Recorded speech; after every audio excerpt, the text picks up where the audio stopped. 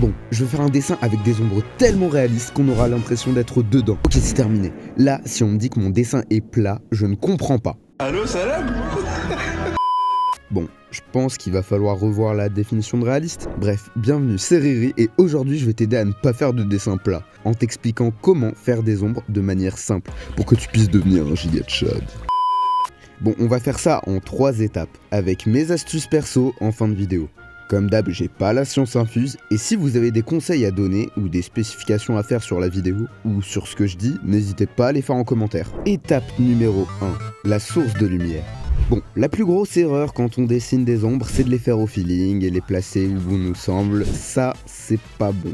Ça va juste casser tout effet de réalisme et vous allez juste passer pour un golemon de 14 piges qui dessine des yeux réalistes dans son cahier de cours et en fait ça ressemble à de la chiasse. Blague à part, pour y remédier, c'est plutôt simple. En fait, il faut juste définir ce qu'on appelle une source de lumière. Pour la faire simple, on va simuler une lumière, c'est-à-dire qu'on va définir un point d'où la lumière va partir. Et ça va aussi nous dire dans quelle direction elle va. Donc il suffira seulement de dessiner les ombres à l'opposé de cette lumière. Toujours en suivant une ligne droite depuis la source. Et si on veut complexifier la tâche, la forme et l'intensité de la lumière auront une incidence sur la forme de celle-ci. De là, la lumière à dessiner, c'est le plus simple, je trouve. Faut juste faire un petit reflet simple du côté de la source lumineuse et c'est plié. Néanmoins, évitez toutes les couleurs un petit peu trop claires. En dessinant du blanc, vous allez juste faire un rendu bizarre, à part si ça fait partie du schéma de couleurs que vous utilisez. Si vous savez pas ce que c'est, je vous renvoie à ma vidéo sur la théorie des couleurs, ça pourra vous aider. Et je vous conseille d'aller sur Pinterest ou de choper des références où vous allez chercher la manière dont la lumière va se propager par rapport à votre sujet. Donc imaginons que vous dessinez un personnage avec une lumière de face, vous allez chercher une ref avec une personne avec une lumière de face. Ça vous aidera grandement et je vous conseille même de prendre plusieurs refs et de vous entraîner en amont. Deuxième étape, comment dessiner les ombres ou les lumières. Maintenant c'est bien joli de savoir placer un point lumineux, mais encore faut-il savoir dessiner une ombre. Et c'est là que je viens vous sauver. En même temps je sais, je suis incroyable, le main caractère, sans moi vous saurez rien, enfin je veux dire quelqu'un qui dessine aussi bien que moi. Donc pour simplifier la chose, on va différencier les ombres en 2 parties. Donc celles que provoque le sujet et celles qui sont provoquées par l'intensité de la lumière. Maintenant que j'ai perdu à peu près tout le monde, faut juste savoir faire une différence entre les ombres qui vont être sur le sol ou qui vont dépendre d'autres objets ou membres de votre personnage et celles qui vont être directement sur votre personnage à cause de la lumière. Pour ce qui est des ombres qui vont apparaître sur votre personnage, c'est simple, on va veiller à respecter l'intensité de la lumière. Si la lumière éclaire bien, il va pas y avoir beaucoup d'ombres et si celle-ci éclaire pas beaucoup, ça va être l'inverse. Et pour ce qui est des ombres qui dépendent de corps étrangers ou de membres du personnage, c'est très simple, elles vont prendre la silhouette de cet objet ou de ce corps et vont être entre guillemets aplaties sur votre personnage et vont suivre les courbes et reliefs de l'objet ou du personnage dessiné. Je vous conseille d'avoir des bases en perspective en amont pour vous faciliter la tâche. D'ailleurs j'ai prévu de faire une vidéo sur la perspective, donc je vous conseille d'activer la cloche pour ne pas la rater. L'élément clé que vous devez retenir, c'est qu'une ombre est toujours créée par un corps qui masque la lumière et l'empêche de passer. S'il n'y a rien qui bloque la lumière, il n'y a pas d'ombre. Il faut savoir qu'en dessin, vos ombres peuvent être faites de plusieurs façons. Mais je vous en présentais que 2 manières, parce que globalement ça tourne autour de ça. Il y a le cel shading ou la manière un petit peu plus réaliste dont j'ai plus le nom. Pour ce qui est du cel shading, vous faites simplement des aplats de couleurs qui vont avoir la forme de votre ombre. Ça va être plutôt abrupt sur les bords. Il va pas y avoir réellement de transition entre votre ombre et votre sujet et ça va donner un aspect un petit peu plus cartoon, manga,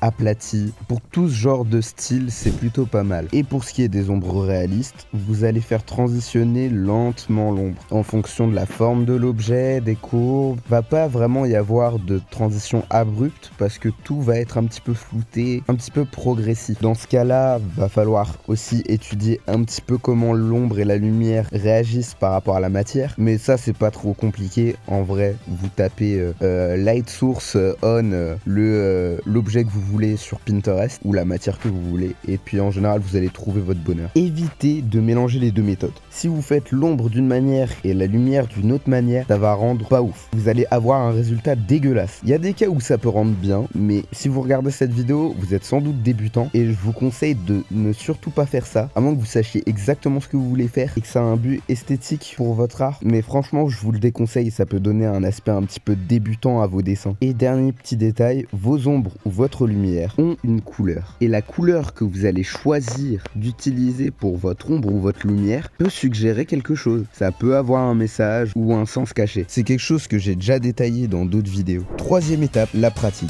Bon, maintenant que vous êtes devenus de grands garçons et de grandes filles, vous avez normalement les compétences nécessaires pour dessiner des ombres, à part si j'ai très mal expliqué et que vous avez rien compris à la vidéo. Donc, vous commencez par dessiner votre sujet, votre personnage, vos objets, peu importe. Et ensuite, il faut définir la source de lumière. Donc, pour ça, on va dessiner un point ou un petit soleil, juste histoire de savoir comment placer les ombres. Perso, je commence par les ombres du corps, puis ensuite, je fais celles qui sont créées par le corps, donc celles qui vont apparaître sur le sol, qui vont dépendre de corps étrangers, de membres du personnage, etc. Ça me permet de tout garder ordonné et en général, je fais ça sur un même calque. Après, une fois que ça c'est fait, je passe à la lumière. Et quand je dessine la lumière, j'essaye d'avoir des petits reflets avec un calque avec pas beaucoup d'opacité, quelque chose de très léger juste pour la suggérer. Bien sûr, ça m'arrive de faire des reflets lumineux un petit peu plus prononcés quand c'est nécessaire. Il ne faut pas qu'il y en ait trop, ça peut donner une impression bizarre. Dans tous les cas, c'est à vous de tester en jouant avec l'opacité de vos calques, etc.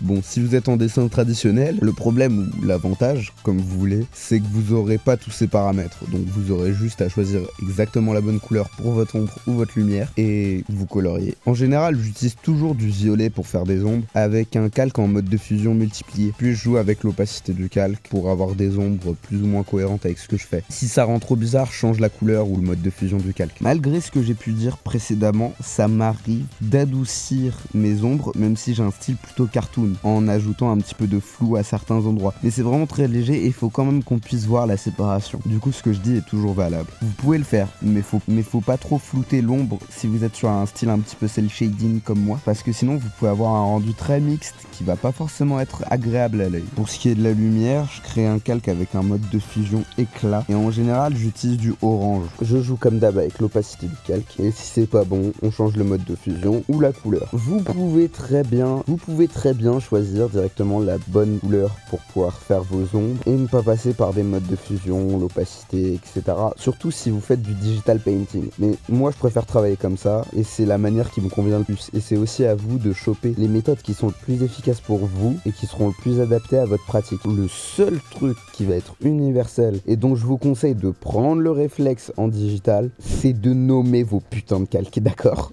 Surtout quand vous faites de l'ombre et de la lumière, parce que moi, ça m'est déjà arrivé de bosser. Bon, ça va être léger pour ceux qui sont habitués à plus, mais une quinzaine de calques et de galérer à retrouver mon calque de lumière ou d'ombre parce qu'ils n'étaient pas renommés correctement, etc. Donc pensez à organiser vos calques. Il y a plein d'outils pour ça dans les logiciels de dessin. Vous pouvez changer la couleur du calque, vous pouvez le renommer, vous pouvez le mettre dans un dossier que lui-même vous pouvez renommer, donc vous n'avez pas vraiment d'excuses. Et si vous faites pas de digital painting, je vous conseille de séparer un maximum tous vos calques, mais de manière méthodique. Faut pas non plus faire un calque pour le nez, un calque pour la bouche, non, un calque pour le line, un pour le croquis, un pour l'ombre, un pour la lumière, et c'est tout, ça suffit. Si vous voulez plus de détails là-dessus, je vous renvoie à la vidéo sur comment débuter en digital, elle explique mieux ce que je viens de vous dire. Et une fois que j'ai terminé et que je vois mon dessin, je passe 15 minutes à le regarder, à faire de la branlette intellectuelle, en me disant à quel point mon dessin est incroyable et à quel point je dessine bien. Maintenant, je vais vous donner 2-3 conseils qui me semblent essentiels quand vous faites des ombres. Pensez à dézoomer régulièrement quand vous faites du digital. Ça vous aidera à avoir une meilleure vue d'ensemble et voir si vos ombres et votre lumière sont cohérentes. Ça arrive souvent que quand on zoome, on ait une vision biaisée de notre dessin. Résultat des courses, on a l'impression que les ombres et les lumières sont parfaites, rendent super bien. On dézoome et on se rend compte que c'est pas du tout cohérent avec le reste et que c'est plutôt moche. Cette petite astuce, moi je vous conseille de l'appliquer à toute votre pratique en digital de manière générale, ça vous aidera à prendre plus de recul. J'essaye au maximum personnellement d'éviter de zoomer quand je dessine maintenant parce que je me rends compte que mes dessins sont plus constants et plus harmonieux comme ça. Si vous vous rendez compte que votre dessin est trop plat, n'hésitez pas à prendre des couleurs plus sombres et à dégrader l'ombre ou à faire plusieurs ombres et plusieurs lumières sur différents calques. Faut pas non plus créer des calques pour rien, mais vous pouvez ajouter plus d'ombre, plus de lumière, changer la couleur vers quelque chose de plus clair et dégradé, faire des progressifs si vous trouvez que c'est trop plat. Vous n'avez pas vraiment de limite à ça, faut juste que ça ne devienne pas excessif. Moi perso, ce que je fais, c'est que j'ajoute toujours un calque à part avec des reliefs au niveau de la lumière, des ombres, etc. Et puis dans l'ombre, j'ajoute des petits points qu'on appelle des halftones, si je dis pas de bêtises. En tout cas, c'est le nom de mon brush. Je stylise de manière légère ou plutôt présente et je me limite pas vraiment dans mon expérimentation. À part quand je vois que ça fait tout match. D'ailleurs, si ça vous intéresse, je pourrais peut-être faire toute une vidéo sur le post-processing et tout ce que je fais, tous les petits effets que je rajoute à la fin d'un dessin. Ça pourrait être sympa. Si ça vous intéresse, demandez en commentaire et je verrai si je le réalise. Bref, cette vidéo m'a été suggérée par plusieurs personnes dans les commentaires. Du coup, je me suis dit que ça pouvait être intéressant de la réaliser. Donc si vous aussi, vous avez une idée de tuto ou envie d'une vidéo théorique sur quelque chose, n'hésitez pas à le demander en commentaire. Je vous lis tous et je réponds à tout le monde. Donc suggérez et je verrai si je le réalise.